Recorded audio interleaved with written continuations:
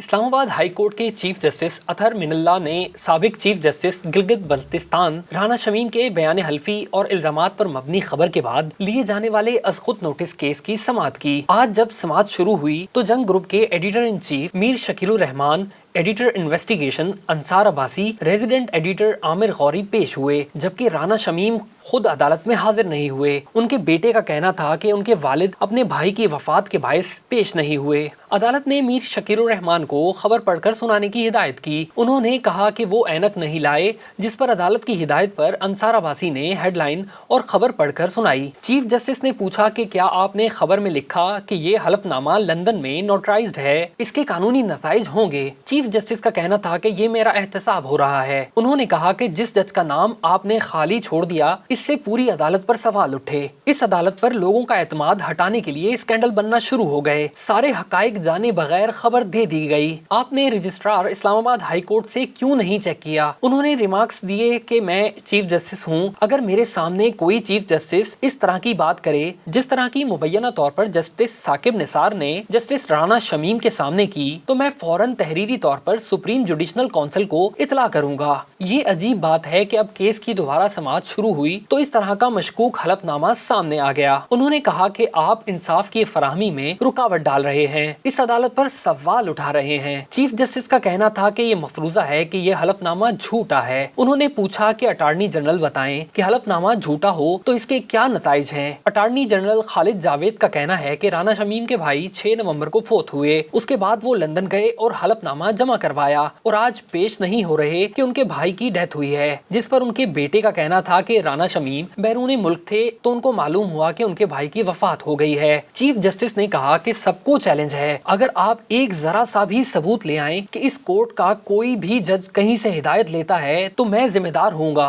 अदालत में बात करते हुए editor the news Ansar Abbasi के दलाइल का कहना था कि हलफनामे की खबर मैंने दी, मैंने अपनी पेशा वाराना जिम्मेदारियां पूरी की और एक चीफ जज ने एक चीफ जस्टिस के खिलाफ हलफनामा जमा करवाया। वो कोई आम आदमी नहीं थे, इसलिए मैंने दोनों से मौक़िफ़ लेकर खबर दी। उनका कहना था कि उन्होंने अदलिया की इज्जत के लिए खबर दी। इस पर चीफ जस्टिस ने कहा, आपने अदालत की इज्जत के लिए नहीं किया। अंसार अब्बासी का कहना था कि मैं एक सहाफ़ी के तौर पर सिर्फ एक पैगाम रसा हूँ। चीफ जस्टिस ने कहा कि आप एक पैगाम रसा नहीं हैं। अगर कोई मेरे खिलाफ हलफनामा दे दे तो आप चलाएंगे? क्या बरतानिया में गार्डियन अखबार ऐसा शाया करेगा? अंसार अब्बासी का कहना था कि अगर अदालत ने कार्रवाई करनी है तो उनके खिलाफ करें, वो पूरी जिम्मेदारी लेते हैं। मीर शकील और गौरी साहब का इससे कोई ताल्लुक नहीं। आप मेरे खिलाफ तौहीन अदालत की कार्रवाई जरूर करें, मगर अदलिया की इज्जत के लिए इस वाक़े की भी इंक्वायरी होनी चाहिए। अदालत ने फरीकैन को नोटिस देते हुए 7 दिन में जवाब जमा करवाने का हुक्म दिया